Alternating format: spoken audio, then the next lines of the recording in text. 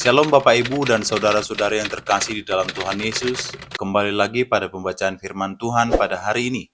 Sebelum kita mendengarkan dan merenungkan kebenaran firman Tuhan pada hari ini, mari kita berdoa agar Tuhanlah yang menolong kita untuk memahami firman-Nya. Mari kita berdoa. Bapa yang baik yang kami sembah di dalam nama Tuhan Yesus, kami mengucap syukur atas penyertaan dan penjagaan-Mu sepanjang malam dan sepanjang hari-hari yang telah kami lalui. Pada saat ini kami akan membaca dan merenungkan firman-Mu. Tuhanlah yang menolong kami untuk mengerti dan memahami firman-Mu. Di dalam nama Tuhan Yesus, kami telah berdoa dan mengucap syukur. Amin. Di kebaktian sekarang ini judulnya tidak marah-marah. Sebelum kita baca, coba katakan kanan kirinya, yang sabar ya, jangan ngamukan. Kalau ada yang kesentil ya sudah, itu pesan Tuhan ya. Tapi biasanya kalau kita tuding orang, jari itu kebanyakan menuding sendiri loh. Ya, kita jangan emosian. Saya dulu orangnya emosian. Oh, andai kata Anda kenal saya dulu, untung kita tidak kenalan. Saya ngamuan luar biasa orangnya, nggak ada senyumnya. Foto saya dulu itu jelek-jelek semua. Nggak happy ya. Sungguhan nggak bahagia hidup kayak gitu itu. Nggak hanya Anda nggak bahagia, mungkin Anda nggak merasa. Yang merasa dulu nggak bahagia itu biasanya orang sekeliling Anda. Lucunya kita itu nggak kerasa-kerasa, orang lain yang kerasa dulu. Celaka nggak? Kalau keras hatilah semua orang di dunia ini. Come on lah, anak Adam dan Hawa. Kita semua 11-12 unda-undi lah. Semua orang itu keras hati, percayalah. Semua orang itu kulit katan. Di sini belum disunat hatinya. Mari kita belajar seperti Yesus, nggak marah-marah terus. Tapi Tuhan Yesus saja marah loh, Pastor Philip. Itu dibolak-balik, dijungkir balikan kan bait suci. Cuman sekali dalam 4 kitab Injil gitu digambar-gemborkan. Kalau kita seluruh Injil kita marah-marah. Yesus sekalipun beliau berhak loh, anak Allah. Tapi sekalipun tujuannya jelas dan Yesus tidak lukai perasaan. Dia tidak main sikat bunuh karakter orang. Coba kalau Anda baca, dia pakai ayat menjelaskan, bukankah rumah Bapakku disebut rumah doa, kau jadikan sarang penyamun. Bukti sudah nyata. Dan dia tunggang balikkan, dan dia tidak lukai siapa-siapa. Our Lord is gentle. Most of the time, sebagian besar Tuhan itu humble, meek and humble. Tuhan itu rendah hati, lemah lembut dan rendah hati. Tapi sekali-kali kalau dia murka, ya dia bisa. Kita ini siapa?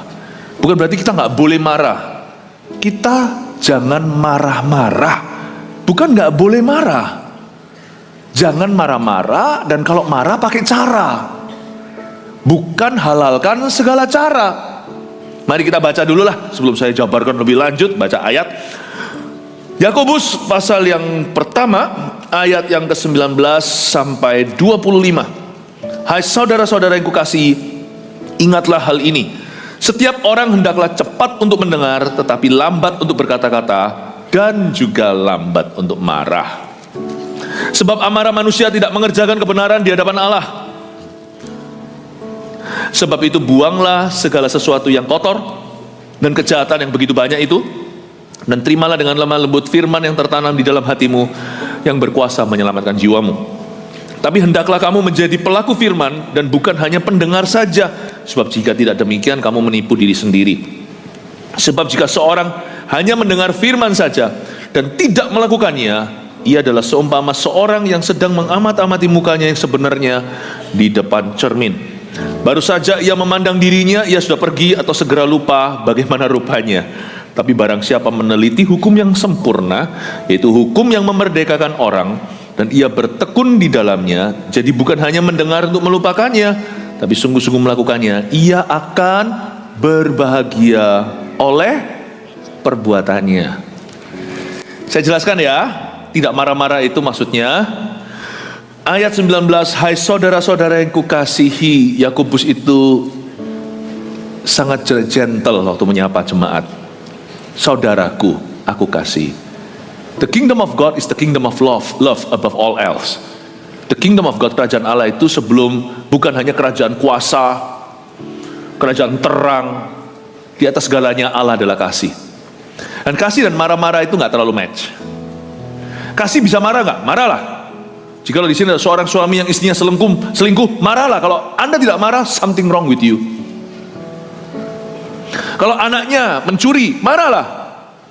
Tapi bukan marah-marah. Marah itu kasusnya. Marah-marah itu sifatmu. Paham ya? Jangan jadikan karakter. Karena karakter Tuhan itu bukan murka.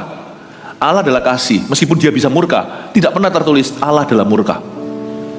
God is not wrath. God is love.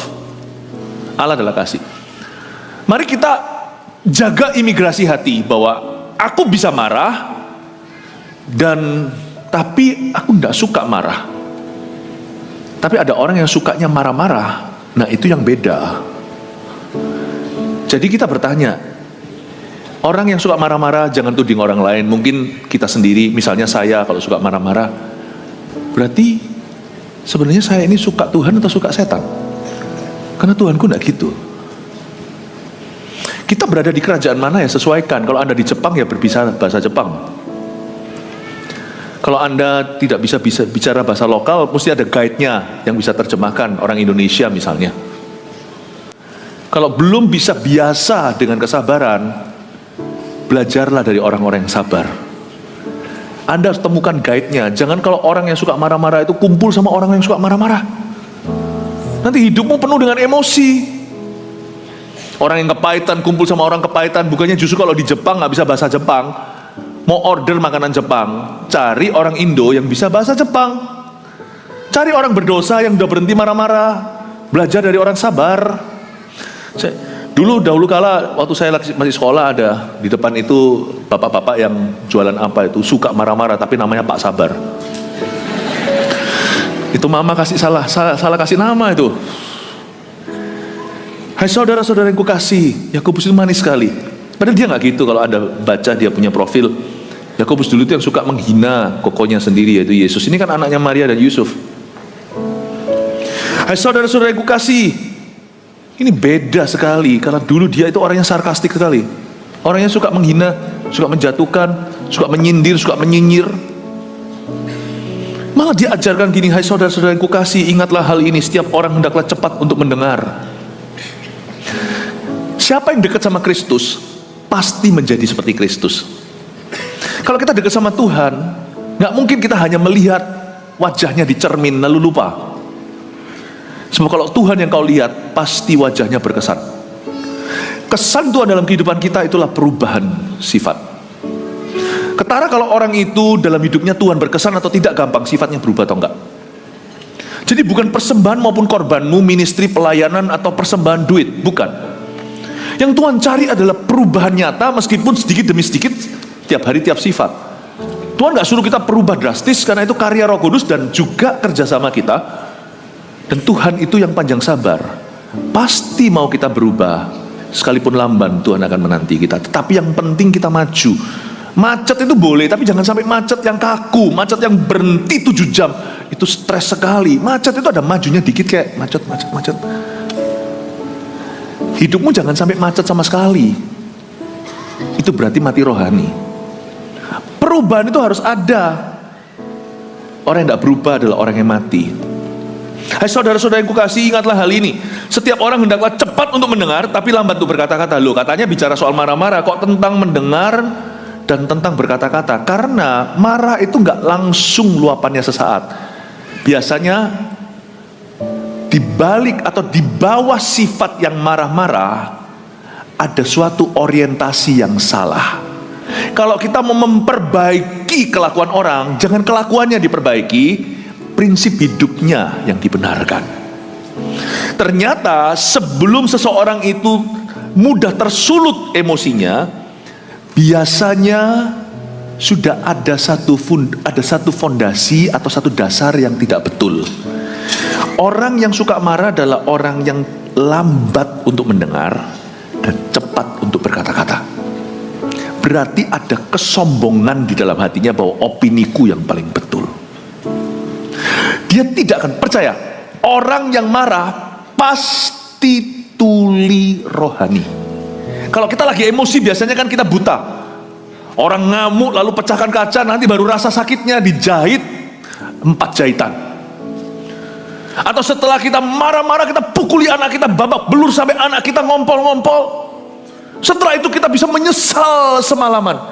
Orang marah itu mati panca indera. Tidak bisa. Emosi ini adalah emosi yang membuat seseorang tuli. Itulah sebabnya orang yang suka ngamuan ada masalah karakter yang serius. Dan masalah itu biasanya berhubungan dengan kuping dan mulut orang itu. Ya, kata orang vertigo itu urusan seimbang, keseimbangan, bukan hanya pusing doang. Jadi dokter yang menangani pasti tahu duduk perkaranya. Misalnya dokter THT, telinga, hidung, tenggorokan. Kenapa ya aku pilek tapi telingaku yang jadi dublek?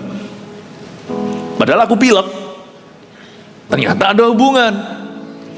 Emosian adalah pratanda bahwa di hatimu ada kesombongan. Ada yang namanya self-righteousness. Karena orang yang merasa bersalah tidak akan ngamuk. Orang yang merasa kurang tidak akan di atas awan-awan. Berarti di dalam hati kita ada self-righteousness. Dan itu bukan buah roh. Itu kedagingan. Alkitab mengatakan kalau kamu mau lambat untuk marah, kamu mesti cepat untuk mendengar. Loh, bukan emosi, bukan, cepat untuk mendengar. Mulai hari ini belajar untuk memperhatikan orang lain dan menganggap perasaan orang lain juga penting. Mulai hari ini anggap opini orang lain juga patut kau dengarkan dulu. Cara untuk mencegah kita marah-marah ternyata bukan menekan emosi kita, tetapi mengarahkan pandangan kita dan membetulkan salah arah. Selama ini yang kita terus perhatikan adalah aku dan aku.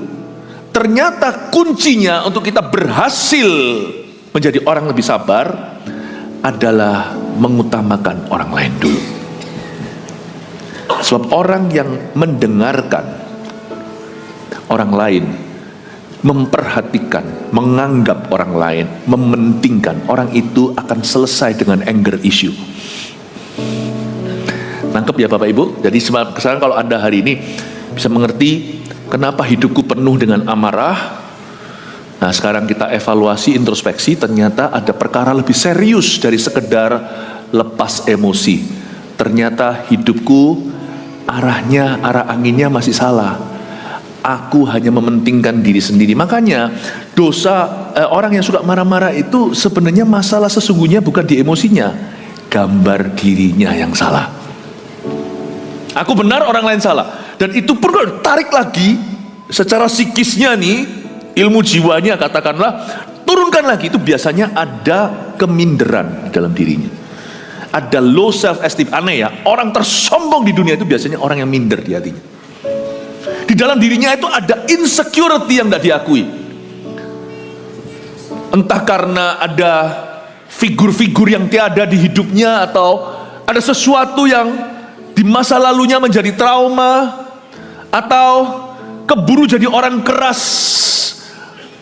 Padahal dulu itu sering ketakutan, tetapi apa boleh buat, evolusi jiwanya terjadi.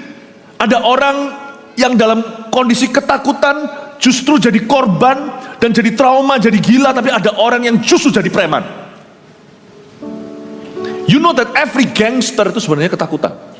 Makanya mereka harus together. Dan begitu kompak, siapa yang berani cari gara-gara dengan kelompok kami, mati. Dia people longing for love, acceptance, penerimaan, longing for family. Kalau nggak ada family sungguhan gangster family. Kita harus mengerti. Karena itu marah tidak bisa diselesaikan di marah. Kalau orang marah ketemu orang marah, meledak. Tidak bisa. Orang marah mesti ketemu pendeta. Tapi kalau pendetanya marah-marah juga, ya orang Kristen sejati itu tidak marah-marah. Tapi kalau Anda melihat hamba Tuhan marah-marah terus, jangan nilai orang lain, nilai diri sendiri. Kalau Anda lah hamba Tuhan itu, kita lah hamba Tuhan itu, tolong bercermin dan katakan pada dirimu sendiri, Katakan pada diri kita sendiri bahwa kita bukanlah orang Kristen yang sejati. Peduli amat kalau pandai khotbah. Peduli amat kalau bisa pelayanan. Kalau kita ngamuan, terus ngamuk, terus marah, nggak mirip sama Tuhan yang kau beritakan. Udah gitu aja. Pohon kan dikenal bukan dari khotbahnya, tadi dari buahnya. Tapi kalau di dalam hidup kita, pelayanan sekalipun dalam nama pelayanan kita ngamuan, marah-marah terus, aku nggak mau loh masuk ke surga yang kau tawarkan kalau isinya orang seperti Anda semuanya. Kita bisa ngomong gitu sama orang. Aku nggak mau. Nggak heran orang-orang non-Kristen salah paham sama Tuhan. Aku nggak mau masuk surga yang kau tawarkan itu kalau orangnya semuanya modelnya kayak kamu. Di surga ngamuan terus. Aku mau berada bersama dengan orang yang adem. Aku kalau salah tegur nggak apa-apa, tegur yang keras. Saya lebih suka empat mata, saya lebih suka langsung direct lah, nggak usah ngomong di belakang. Tuhan kita tuh kayak gitu. Oh, Tuhan itu kalau mengetuk pintu dia itu insaf kan, dunia kan dosa kok. Roh Kudus kalau tiba di pintumu itu yang pertama langsung dikoreksi adalah salahmu. Tuhan itu terus terang. Dialah terang dunia. Tapi saya tidak mau orang yang isinya itu ledakan, letupan, sulutan, emosi, marah terus, nggak suka hati.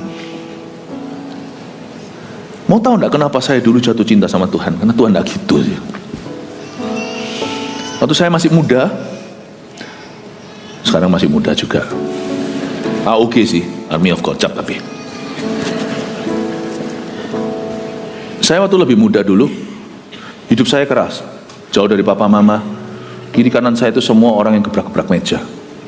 Yang membuat saya tertarik sama Yesus adalah Yesus ini aku marahi hujat itu tidak pernah ngamuk sama saya. Itu membuat saya sampai nangis, sampai saya itu nungging, sampai saya itu tersungkur berkata, ya wis, aku mau juru selamat seperti ini, ubahlah aku sekarang. Kau jangan seperti aku Tuhan, aku yang sepertimu. Bapak Ibu, orang Kristen mesti sabar. Tapi sabar itu bodoh dibully. No, not really. Enggak kok. Kita bisa tegas, tapi jangan punya karakter ngamukan atau yang suka marah. Cepat untuk mendengar, lambat untuk berkata-kata, tapi juga lambat untuk marah. Di Alkitab saya suka coret-coret. Saya tulis ini, cepat untuk mendengar adalah cause, lambat untuk marah adalah efek. Cause and effect. Saya tulis di Alkitab saya. Kalau kita mau lambat untuk marah, cepat mendengar. Dengarkan orang lain. Pada saat kita mau emosi, tahan dulu. Opiniku bukan yang paling penting. Aku harus dengarkan dulu. Justru waktu kita lagi gegabah, lagi marah, jangan buat keputusan. Kesalahan banyak orang adalah ketika dia emosi, dia buat keputusan yang dampaknya permanen. Makanya kalau lagi suami istri lagi berantem, apalagi berantemnya tentang petty things atau hal-hal yang sifatnya bukan perkara-perkara besar, bukan seperti suaminya selingkuh gitu kan, gitu ya memang harus ditangani, atau sebaliknya istrinya.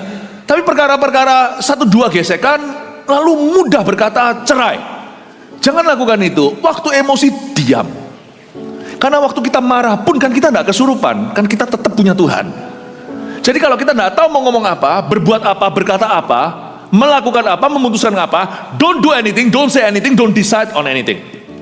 Jangan katakan apa-apa, jangan lakukan apa-apa, jangan putuskan apa-apa. Sebab ayat 20, amarah manusia tidak mengerjakan kebenaran di hadapan Allah. Pas kamu 80% minimal, paling sedikit 80-90% keputusanmu salah semua. Makanya kalau saya marah, saya berdoa. Memang dibutuhkan karakter ekstra untuk kita nunggu pas emosi rasanya aku sudah mau semprot gitu lah ceritanya ya. Tahan dulu. Loh, Pastor Philip bisa marah? Ya bisa lah. Cuman emosiku tidak mengontrol aku. Saya doa dulu, misalnya kalau saya harus tegur seseorang di bawah pelayanan saya, misalnya siapa, saya tahan, saya tegur. Tapi waktu ketemu beberapa orang yang pernah berinteraksi dengan saya, tahu kalau saya koreksi, saya akan ngomong apa adanya, to your face. I'll tell you to your face. Tapi saya pilih kata-kata, saya pilih kalimat. Nah, saya tidak bisa jago milih kalimat ya, bukan. Saya milihnya tepat waktu. Pas emosi adalah waktu yang salah untuk memilih kalimat dan kata-kata. Karena kita tidak bisa mikir. Karena waktu kita ngamuk, kita tuli. Waktu kita marah, kita jadi lambat mendengar. Dan cepat berkata-kata. Waktu saya tahan, ternyata kata-kata saya jauh lebih brilian. Saya tunggu. Bukan hitung sampai 10, saya doa dulu. Pastor Philip bisa gitu. Saya nggak bisa. Bisa, saya juga nggak bisa. Saya jadi bisa karena saya mau. Anda juga mampu kalau Anda mau. Tuhan memberimu Roh Kudus, bukan? Tuhan memberimu Roh Kudus. Tapi kalau masuk ke hadirat Tuhan, jangan lampiaskan marahmu, terbuka. Saya punya satu tips untuk orang yang marah masuk hadirat Allah. Waktu marah masuk hadirat Allah, jangan marah. Waktu setelah masuk, mungkin kita lagi mukanya cemberut, tapi sekali kita masuk hadirat Tuhan, lagu pertama, saya tidak bahas sama Roh Kudus. Meskipun Tuhan Maha tahu. Cara terbaik meredakan adalah tidak membahas itu. Lalu tunggu sampai Roh Kudus membahasnya. Waktu saya masuk hadirat Allah, saya nyanyi ya nyanyi meskipun hati panas. Kok bisa gitu ya? Kok ada orang kayak gitu tuh gimana sih? Dalam pelayanan begini, dalam pelayanan begitu, hati itu rasanya dalam bahasa Ibrani keki. Hati itu rasanya kesel gitu loh. Kalau orang Surabaya bilang mangkel. Tapi waktu saya masuk hadirat Allah, nggak langsung ketok pintu Tuhan, nggak hello dulu langsung Tuhan. Kau tahu ya, ini. Nggak, saya nggak gitu. Tipsnya adalah biar Tuhan yang singgung itu. Kita punya buah roh yang nomor 9. Pengendalian diri itu artinya emosi bisa kau telan waktu masuk hadirat Tuhan. Kalau nyanyi, saya nggak bisa jreng-jreng gitar sendiri, saking emosi, saya biarkan Bluetooth yang nyanyi. Waktu nyanyi satu lagu, saya ikut nyanyi. Liriknya mungkin pertama masih rasa, aduh kok bisa gitu orang ini, kok bisa begitu orang itu. Saya masuk hadirat Allah. Waktu saya buka firman, hati saya telanjang di hadapannya jujur. Pasti firman itu kena yang saya butuhkan. Dan aneh, keluar dari hadirat Allah itu, saya tetap akan tegur orang tertentu. Tapi saya mendapatkan ketenangan yang entah dari mana. Saya bisa tata kata-kata saya dan saya bisa melihat lebih jelas. Setelah mendengarkan Allah dalam ruang doa saya ngerti duduk perkaranya jadi jauh lebih jernih di depan saya. Untungnya sudah doa dulu, hingga yang saya lihat adalah solusi. Meskipun dalam solusi itu tetap akan ada damage done. Jika ada kesalahan, pasti sudah ada kerusakan yang terjadi. Pasti ada meja kursi yang diobrak-abrik sama Tuhan Yesus di bait suci. Tapi di tangan saya sudah ada solusinya. Ini orang Kristen yang sejati harus punya skill begini. Harus. Apa yang saya ajarkan ini PR loh ya. Ini bukan khotbah teori ya. Karena ini percuma kalau Anda tidak lakukan. Mari saya ajarkan, kita semua masih bergumul dengan emosi kita. Saya kasih Anda hikmat-hikmat dari Allah untuk Anda lakukan. Kalau masuk hadirat Tuhan pas marah, jangan marah masuknya. Netral. Gigi itu dinetralkan. Kalau dulu orang-orang menyetir manual itu ya, netral di tengah. Yang sekarang N, bahasa otomatisnya. Taruh di netral. Nah, kesalahan orang adalah waktu dia doa, marah dibawa. Sehingga Tuhan tidak bisa bicara, karena marah itu membuatmu tuli, jangan lupa itu. Sehingga mati juga tertutup semua FM-nya Tuhan. Itu tuli. Sehingga dari doa kita 1 jam misalnya, keluar kita sami mawon sama aja dari waktu kita masuk, keluarnya tidak beda. You cannot, when you pray, neutralize your emotion. Waktu kita doa masuk hadirat Allah, harus di gigi netral. Kalau enggak percuma. Karena doa seperti itu bukan Tuhan yang berbicara, tapi kita mencoba mengkandani Allah. Kita akan menggurui Tuhan dan merasa emosi kita segala-galanya, dan kita tidak akan bisa peka dengan apa yang Tuhan mau lakukan. Ini kesalahan yang terjadi waktu orang marah masuk hadirat Tuhan. Atau lebih tepatnya, lebih parah lagi, gara-gara ngamuk gak bisa doa lagi. Ada orang yang karena emosi gak bisa berdoa. Nah, yang kayak gitu kita harus tahu Anda sudah dijerat setan. Sebab kalau marah aja sekedar emosi gak apa-apa, tapi karena kita orang dewasa, dalam kemarahan kita itu menuntut sebuah keputusan, menuntut sebuah respon hati, sebuah reaksi. Nah, biasanya disitulah kekeruhan terjadi, lumpur-lumpur terjadi. Hati-hati, Karena di masa-masa kau marah itu, setan bisa mengerjakan kesalahan. Karena Alkitab mengatakan di ayat 20, sebab amarah manusia tidak mengerjakan kebenaran. Saya katakan artinya, dimensi satunya kalimat yang sama. Sebab ketika kau marah, setan punya tumpuan kaki untuk melakukan kesalahan, untuk mengerjakan kesalahan dalam dirimu. Amarah manusia tidak mengerjakan kebenaran. Dan remember this, emosi anger seperti itu, amarah seperti itu selalu egosentris sifatnya. Orang itu ngamuk karena dia merasa dilanggar. Biasanya yang pertama trigger, yang pertama memicu seseorang itu marah besar, biasanya adalah alasan-alasan pribadi, alasan-alasan personal. Dia pasti akan take it personally. Sebab kalau sesuatu itu profesional, dia bisa melihat sebagai orang luar, oh harus begini, harus begitu. Tapi waktu dia sendiri kesangkut, dia nggak bisa tahan. Tahu mengapa? Karena amarah manusia bukan hanya tidak mengerjakan kebenaran. Mau tahu kenapa amarah manusia tidak mengerjakan kebenaran? Karena amarah manusia itu sangat keruh. Karena waktu kita sudah terpancing emosinya, hati kita sudah tidak bisa objektif lagi. Amarah manusia tidak mengerjakan kebenaran karena anger itu selalu sifatnya egosentrik. Selalu me.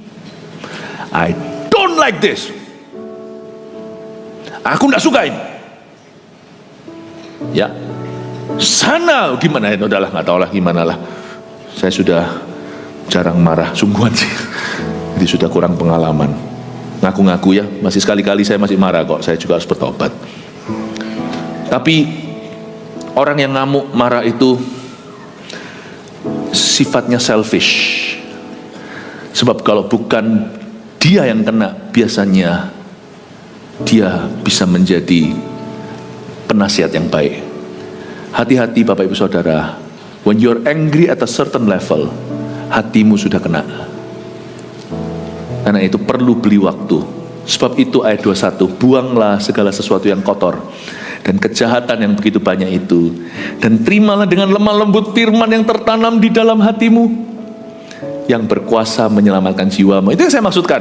Terimalah dengan lemah lembut firman yang tertanam di dalam hatimu. Netral, masuk ke hadirat Allah itu biar firman berbicara. Jangan ubah bacaan Alkitab Anda kalau Anda membacanya secara urut. Misalnya sekarang sampai Leviticus, Imamat, atau mungkin sampai kitab Markus, atau mungkin bahkan sampai sudah di surat Tesalonika. Jangan, tetap baca yang porsi hari itu. Jangan kau ubah apa-apa. Marah tidak boleh mendiktemu. Belajar untuk mengontrolnya. Karena itu terimalah dengan lemah lembut firman yang tertanam di dalam hatimu. Tuhan pasti menyinggungnya, Tuhan pasti berbicara, yang berkuasa menyelamatkan jiwamu. Jadi firman Tuhan saat kita marah berkuasa menyelamatkan kita dari kesalahan besar yang akan kita buat nanti. Bersyukurlah dalam hidupmu ada orang-orang yang menahan amarahmu ketika ada emosi. Kalau masih ada orang-orang seperti itu di hidup Anda, anggaplah itu berkatmu. Karena orang-orang itu adalah agen Tuhan untuk menyelamatkan Anda dari berbuat sesuatu yang bodoh dan merugikan. Untuk perkara temporal, perasaan sementara, kita bisa saja melukai seseorang secara permanen atau melakukan kerusakan yang sifatnya lama untuk diperbaiki. Tapi yang pasti sebelum Tuhan pakai orang, Tuhan pasti berfirman di dalam hati kita ketika emosi kita keruh. Lemah lembut dengan lemah lembut firman yang tertanam di hatimu dan berkuasa menyelamatkan jiwamu. Ayat 21a, sebab itu buanglah segala sesuatu yang kotor dan kejahatan yang begitu banyak itu. Kok bisa begitu banyak? Bukankah konteksnya tentang marah-marah di ayat 21? Sebab itu buanglah segala sesuatu yang kotor. Ada apa lagi yang kotor? Bukannya hanya emosi yang luar kendali, emosi yang lepas kendali maksud saya. Sebab itu buanglah segala sesuatu yang kotor. Yakobus kok lompat-lompat khotbahnya? Bukan, ayat 21 itu berhubungan. Sebab yang namanya amarah manusia itu biasanya mengundang segala sesuatu yang kotor dan kejahatan yang begitu banyak. Ada satu zat secara rohani ini saya berbicara, yang kau campur dengan apapun juga jadi toksik. Itu namanya ngamuk. Ya, ada satu zat ini. Kalau kita sudah pada titik seperti Musa murka, pukul batu padahal disuruh berbicara kepadanya, sehingga dia tidak bisa masuk ke tanah Kanaan karena dia tidak menghargai hadirat Tuhan. Tahukah Anda, ketika seseorang itu lepas kendali dan dia marah-marah terus, apalagi sudah jadi lifestyle dan gaya hidup, segala sesuatu jadi kotor dalam hidupnya dan kejahatan bertambah banyak. Pahami ini, karena ini adalah satu sifat yang mengundang dosa lainnya datang. Ada satu roh yang mengundang tujuh roh yang lain lebih jahat untuk datang. Ini salah satunya adalah dosa anger. Ada 7 hal yang Tuhan benci, lust, ini, itu, nafsu, segalanya, seperti yang ditulis di Perjanjian Lama. The 7 deadly sins atau 7 dosa yang mematikan. Salah satunya adalah wrath, not just anger. You have the right to be angry. Kalau Anda melihat sebuah kesalahan, tapi ini bicara tentang wrath, marah-marah yang adalah sifat, sama dengan seorang laki-laki yang nafsu terus, atau seorang wanita juga sama saja. Ada salah satu daripada dosa-dosa yang paling mematikan dalam kehidupan manusia dan banyak merugikan adalah sifat marah-marahnya. Kalau Anda dan saya tidak kontrol ini masuk ke 2025, jangan sampai Tuhan memberi berkat, namun nanti setan juga mengerjakan banyak kesalahan dalam hidup kita. Jangan dibawa. Tuhan ingin memberkati kita, susah payah tidak akan mengikutinya. Susah payah di sini juga artinya tidak ada kutuk dan tidak ada kecolongan. Tidak ada yang namanya itu pintu belakang. When God wants to bless His people, He just wants to bless His people. Dia tidak mau supaya Anda setelah diangkatnya malah setan jatuhkan. Ingatlah, buanglah segala sesuatu yang kotor dan kejahatan yang begitu banyak. Terimalah dengan lemah lembut firman yang tertanam di hatimu yang berkuasa menyelamatkan jiwamu. Tapi hendaklah kamu menjadi pelaku firman dan bukan hanya pendengar saja. Sebab jika tidak demikian, kamu menipu diri sendiri. Sebab jika seorang hanya mendengar firman saja dan tidak melakukannya, ia adalah seumpama seorang yang sedang mengamat-amati mukanya yang sebenarnya di depan cermin. Baru saja ia memandang dirinya, ia sudah pergi dan ia segera lupa bagaimana rupanya. Tapi barang siapa meneliti hukum yang sempurna, yaitu hukum yang memerdekakan orang, dan ia bertekun di dalamnya, jadi bukan hanya mendengar untuk melupakannya, tapi sungguh-sungguh melakukannya, ia akan berbahagia oleh perbuatannya. Lalu tiba-tiba Yakobus bicara soal cermin. Kalau Anda melihat dirimu sendiri di cermin, jadilah pelaku firman, bukan pendengar. Jangan jadi orang yang mengamat-amati mukanya di depan cermin lalu habis itu lupa tentang sifat dasar manusia, termasuk orang-orang yang selalu negatif, selalu mengeluh, selalu marah, selalu emosi. Dibutuhkan kesengajaan untuk mengubah sifat itu. Lain cerita kalau semuanya kita masih di usia Eagle Kids yang kemarin kita lihat berjubel-jubel di sini.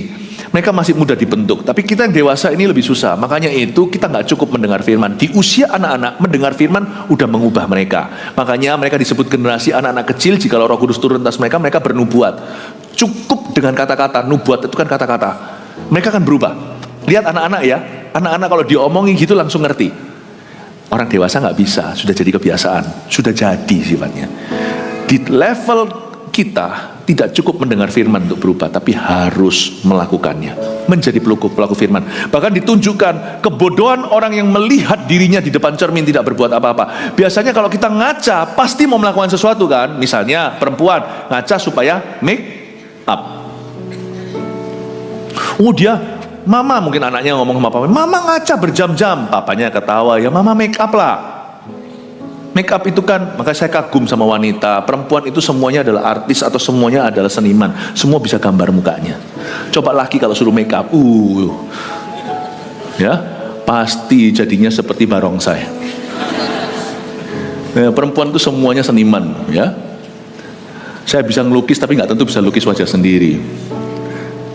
Nah, berjam-jam di kaca ngapain ibu-ibu? Make up lah. Berdandan. Bapak-bapak juga nggak mau kalah, kita juga nggak berjam-jam, tapi kita juga di depan kaca. Ngapain sih di depan kaca? Sisiran. Atau mungkin benarin habis makan, apakah gigi kita ada lomboknya di sana, ada sayurnya, begitu kali, ya. Sikat gigi pun kita ngaca kan, karena dikasih cermin di depan, oke, supaya nggak ada pastanya. Cukur juga, kalau nggak ngaca nanti hanya setengah. Ngaca itu kan untuk sesuatu. Ya. Orang dengar firman untuk berubah. Anda sekarang lagi ngaca loh. Saya jadi kacanya. Firman ini refleksinya. Anda ngaca. Saya bicara bukan dari sisi Tuhan ke jemaat. Saya juga bicara dari sisi jemaat. Sehingga khotbah saya biar jadi relevan. Kenapa? Karena saya seperti Anda juga. Hari ini kita belajar bersama. Kita ngaca itu untuk berubah. Tuhan ingin kita menjadi makhluk yang lebih sabar. Dan waktu kita mendengarkan khotbah, kita catat di dalam hati, Lord, aku mau berubah, tunjukkan aku. Dan kita harus punya sikap hati seperti ini, agar rupa Kristus semakin jadi. Saya kalau baca Alkitab juga sama. Alkitab saya itu penuh coretan. Andai kata sekali-kali saya pinjemin deh Alkitab saya, ya, tapi ya janganlah, nanti saya khotbah pakai apa. Itu banyak coretannya. Alkitab saat teduh saya itu coret-coretan semua. Saya nggak terlalu khawatir Alkitab saya itu nggak usah disampul. Alkitab saya kotor, biarin, asal hidup saya berubah, hidup saya bersih. Daripada kalau Alkitabnya bersih, rapi, ditinggal di gereja, nggak tahu di mana, tapi isi hidupnya, tapi hidupnya kotor. Bapak Ibu Saudara, saya dorong Anda, kalau soal buah-buah roh, kita mesti sama-sama bertekad untuk berubah. Berubah di dalam hal sifat dasar, karena kita bukan anak kecil, memang susah kalau sudah jadi. Tapi kita mesti, doa saya itu begini sama Tuhan. Tuhan, di area-area saya gagal untuk berubah sendiri, please utus seseorang untuk membentukku. Berani gak doa begitu? Saya doanya begitu. Kadang-kadang saya menyesali kalau doa begitu.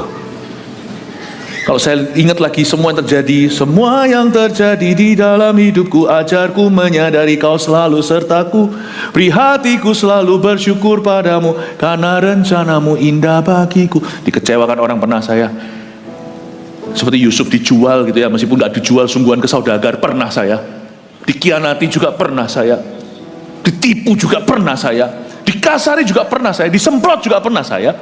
Aduh, waktu saya mau ngamuk, saya pikir, oh iya Tuhan, aku bukan mendengar firman, aku pelaku firman. Memang aku minta ini. Bapak Ibu Saudara, doalah begini. Di area di mana aku gagal berubah dengan sendirinya, utus seseorang, tapi harus yang kau izinkan. Meskipun aku tidak senang waktu dia datang, tapi tolong aku menang. Pray like that. Jangan berdoa minta hoki. Jangan berdoa minta berkat. Jangan berdoa minta kaya. Semua itu hanyalah bonus-bonus yang boleh ada, boleh pula tidak ada. Berdoalah minta rupa Kristus. Makanya khotbah saya ini mungkin gak populer. Pernah sekali waktu saya berkhotbah di Amerika, someone told me, ada satu orang Amerika datang setelah mengikuti tur saya khotbah di Amerika, zaman sebelum ROSI. Ini kira-kira 15 tahun lalu. Ada satu orang datang ke saya. Dia berkata, you are obviously a holiness preacher. Saya dikasih term itu, saya nggak pernah dapat julukan itu. Manusia KKR pernah di Indonesia, dia bilang Anda adalah pengkhotbah kekudusan. You preach holiness. Dan dia berkata, America needs this. Saya tersanjung, Amerika butuh ini. But many are not ready. Nah, ujungnya kok gitu. Banyak yang nggak siap. Dia berkata, dari 100% audiensmu hari ini, 50% love you to death, sangat cinta setengah mati sama Anda. Tapi the other half, they want you to die. Yang setengah lagi, mereka kepingin kau mati. Dia bilang, don't come to America again. Saya digituin. Pendeta loh yang gituin saya. Fine. Pergilah saya belasan tahun yang lalu. Makanya sekarang ROSI yang ke sana. Some people don't like me di sana. Karena lebih enak khotbah yang gini. Come on! Taburkan 30 kali, 61 kali ganda. You akan kaya, mau beli apa? Mau beli mansion, mau beli mobil, mau beli ini. Come on! Sini, disembuhkan. Loh iya, saya percaya kesembuhan ilahi. Tapi gak usah seperti jualan. The kind of church God wants to see in Indonesia. Gereja yang Tuhan ingin lihat di Indonesia, bahkan di seluruh gereja-gereja kita di dunia, di mana-mana, globally yang sekarang sudah menyebar ke sini sana. It's a holy church. yang diisi dengan orang-orang yang berubah menjadi serupa dengan gambarannya. Agree? Setuju? Kalau ini bukan gereja yang Anda harapkan, ya saya tidak bisa mengubah gereja ini demi Anda. Tuhan sudah kasih visi jelas.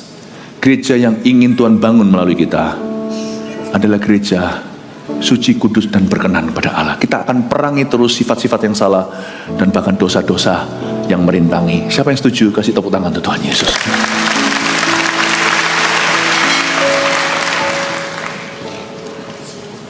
Kita harus berubah. Kita lihat kalau ada masalah di dalam diri kita, kita marahan terus. Kita harus ubah itu. Saya dulu juga gitu kok. Jadi yang saya lakukan, akhirnya saya punya strategi. Strategi ini saya tidak akan kasih. Saya memberi Anda knowledge-nya, pengetahuannya. Anda pulang minta hikmatnya. Karena hikmat itu aplikasi, masing-masing sendiri-sendiri. Gak sama sih setiap orang. Karena pancingan-pancingan kita cuma beda. Jebakan kita pun gak sama. Saya punya anjing kecil, namanya Nuna. Lucu sekali, itu masih kecil.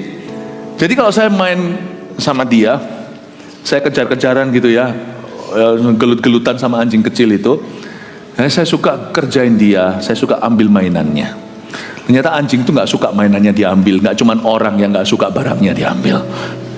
Waktu saya ambil itu, dia langsung padahal dia gigitannya cuman gitu, nggak sakit. Akhirnya saya kerjain lagi, saya biarin dia bawa mainannya agak jauh. Lalu saya mulai merangkak di tanah, di lantai. Kan saya ini iseng.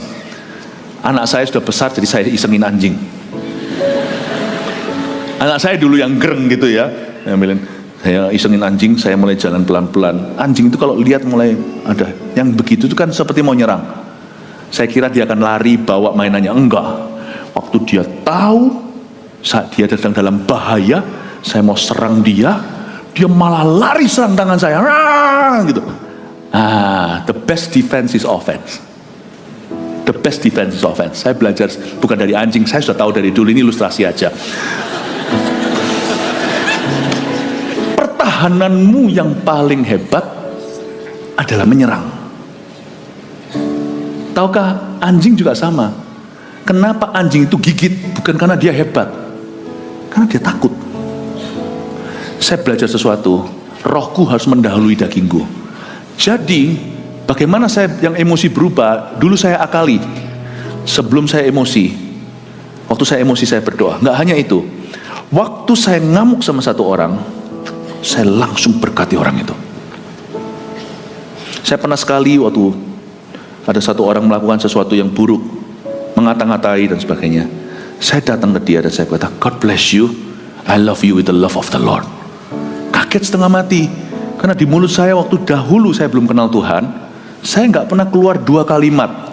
Carilah di kamus hidup saya, nggak ada sebelum itu. Nggak ada I love you, nggak ada I'm sorry. Saya ini orang yang nggak bisa ngomong I love you, nggak bisa ngomong I'm sorry. Saya sekolah di Hobu Guoxiao Panxiao di Taipei. Umur 6 tahun nakal-nakalnya. Tapi di situ kan sekolah semi pemerintah. Itu sekolah negeri, saya bisa diizinkan masuk karena berobat dulu di sana. Itu anak-anak dibeberkan semua karena nakal-nakal, umur 6, umur 7. Itu gaya pendidikan yang sudah ditinggalkan. Mereka pakai kemucing atau pakai stick itu loh, dipukul tangannya. Itu satu-satu. Semua teman-teman saya orang tangan. Ada satu yang masih kecil, saya masih ingat kok, semua kita masih kecil, SD itu. Waktu mulai diangkat kemucingnya dia sudah nangis. Saya dipukul kemucing. Saya lihatin. Tao Qian. Saya sorry, entah kita pecahin apalah, kita coret-coret sesuatu lah, keras sekali, jangan gitulah pendidikan. Pukul lagi, Tao Qian, suruh minta maaf. Itu kemucingnya putus mukul saya. Dia ambil sapu dipukul. Saya tidak mau minta maaf. Saya itu sudah punya prinsip, lebih baik mati daripada sorry. Saya gitu dulu orangnya, keras sekali. I love you, come on lah. Cipika-cipiki, nggak ada itu terjadi. Tuhan ubah saya. Strateginya pakai cara Nuna. Atau ada orang gimana, saya datang dan saya ngomong sama dia, I don't hate you. Kaget mereka. Saya peluk, saya doakan, saya lawan daging saya sendiri sampai saya berubah. Di dalam gereja, CG atau apa Anda digesek, jangan lari. Kembali. Go back where you're hurt. Tunjukkan kasih. Menang wisuda, cum laude karakternya. Jangan kau lari. Lari itu mundur bukan 1 langkah, 1000 langkah. Waktu kau maju-majulah 1000 langkah, supaya keseret kelemahanmu itu -1 jadi impas. Saya dorong Anda, ini ada PR dari Tuhan. Di area di mana kau kalah, belajar praktekkan firman. Jangan menjadi pendengar yang setelah melihat wajahnya tidak diapa-apain, habis bercermin sekian lama. Jangan dengar khotbah tidak berubah. Lakukan sesuatu, tapi ini bagianmu. Bercerminnya sudah melakukan bagiannya. Mengingat wajah Kristus di cermin itu adalah tugas Anda mengaplikasikannya. Saya kasih saran, kalau saya sih mempannya demikian. Dengan cara tadi itu, saya kalau mundur tunggu orang berubah, tak ampuni terus dalam doa, enggak selesai-selesai. Saya maju, lakukan dengan roh yang berlawanan. Kalau saya benci, saya justru tunjukkan kasih. Kalau saya ngamuk, justru saya akan doakan orang itu. Kalau saya dikutuki, justru saya berkati. Itu satu-satunya jalan. Kalau saya tidak jalan begitu lagi, saya pasti kembali ke kehidupan lama saya. Karena saya tahu biak saya ini dari Adam dan Hawa, saya orangnya keras. Kemarin ada tes DNA, iseng-iseng tes DNA, keluar ancestor saya, nenek moyang saya juga ada sekian persen itu Tibet atas. Nggak heran mungkin di atas sana itu mungkin ada orang-orang Mongol di atas sana itu. Makanya saya orangnya keras, lebih baik salahkan nenek moyang. Tapi saya nggak peduli ancestor nenek moyang saya atau sifat lama atau dibesarkan di dalam kondisi apa. I don't care. I follow Jesus now. I follow Jesus now. Aku mengikuti Yesus hari ini. Dan itu sudah segala-galanya. Itu meruntuhkan semua kutuk nenek moyang. Itu meruntuhkan semua cara saya dibesarkan. Yang salah mungkin waktu konteks-konteksnya.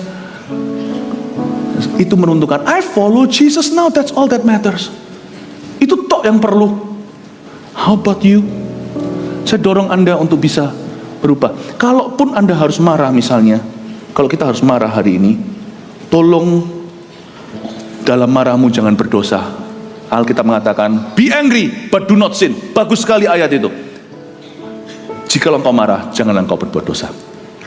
Jikalau dalam pekerjaan Anda harus marahi seseorang, marahilah. Tapi buanglah semua segala sesuatu yang kotor dan kejahatan yang begitu banyak.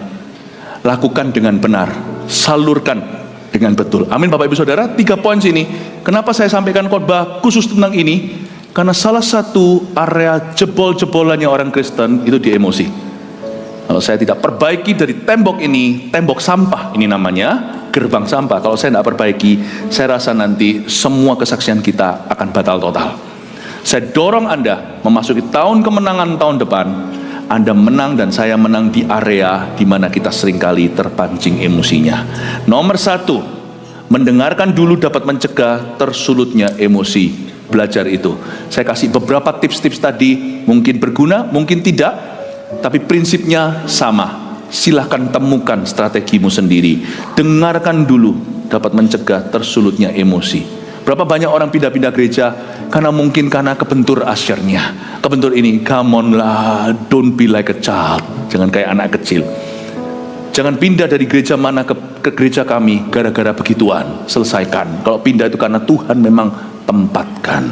Tapi dari sini juga jangan jadi orang tidak kenaan. Karena percuma jadi orang Kristen, tapi gitu sifatnya. Jangan jadi orang Kristen yang cetek, jangan jadi orang Kristen yang dangkal. 2, Alkitab kotor, hati bersih. Alkitab bersih, hati kotor. Kotori Alkitabmu daripada hidupmu. Waktu baca Alkitab, niatlah berubah. Tulis coret-coret di sana strategi yang kau terapkan apa. Buat resolusi, aku mau begini dan begitu. Lakukan semua, nggak peduli. Mungkin kalau kita melakukannya itu kita malu. Nggak apa-apa, asal hidup kita bersih, hati kita bersih. Ya, yang ketiga, ini janji Tuhan. Karena Alkitab mengatakan, tetapi yang sungguh-sungguh melakukannya, ayat 25, ia akan berbahagia oleh perbuatannya. Barang siapa meneliti hukum yang sempurna, hukum yang memerdekakan orang dan ia bertekun dalamnya. Jadi bukan hanya untuk mendengar demi melupakannya, tapi sungguh-sungguh melakukannya, ia akan berbahagia oleh perbuatannya. Hidup lebih berbahagia dengan berkurangnya amarah. Trust me on that. Kalau mau orang happy, jangan preach happiness. Preach that people will be less angry, they will be happy. Kalau kita membuang jauh-jauh semua kejahatan yang begitu banyak itu, membuang kepahitan. Tapi tahu nggak, marah itu bukanlah, itu hanya manifestasinya. Biasanya, lihat saya, di bawah amarah, itu biasanya juga ada roh kecewa, roh kepahitan, dan segala kejahatan yang harus dibuang. Bapak Ibu Saudara, hari ini, kalau Anda dan saya masih menyimpan kesalahan orang, mari kita buang itu. Dan kita taruh di altarnya dan berkata, Tuhan, mulai hari ini, jadikan aku seperti Yusuf di perjanjian lama. Spiritnya sweet, sifatnya manis. Amin Bapak Ibu. Mari kita semua bangkit berdiri. Tuhan Yesus memberkati. Kita kasih tepuk tangan untuk Tuhan.